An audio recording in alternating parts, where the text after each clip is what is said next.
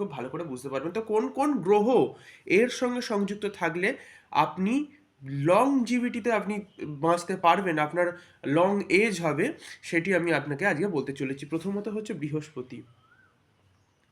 যদি অষ্টম কক্ষে কোথাও বৃহস্পতি বসে যায়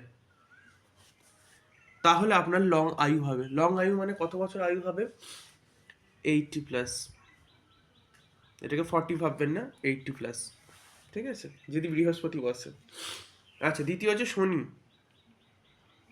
শনি যদি বসে ওখানে, কিন্তু শনির সঙ্গে যদি ভালো প্ল্যানেট বসে, এটা বুঝতে হবে, শুধু ওখানে বৃহস্পতি বসে থাকলেই হবে না, বৃহস্পতির সঙ্গে কোন গ্রহ সংযুক্ত আছে সেটা দেখতে হবে। এবার যদি শনি বসে এবং এই শনির সঙ্গে কোথাও না কোথাও ভালো শুভ গ্রহ শুক্র অথবা অন্যান্য কোনো গ্রহ সংযুক্তি থাকে, তো তাহলে তার এজও প্রায় 82+-এর কাছাকাছি হবে। ঠিক আছে, লংজিভিটিতে বাঁচার জন্য ওখানে যদি মঙ্গল বসে থাকে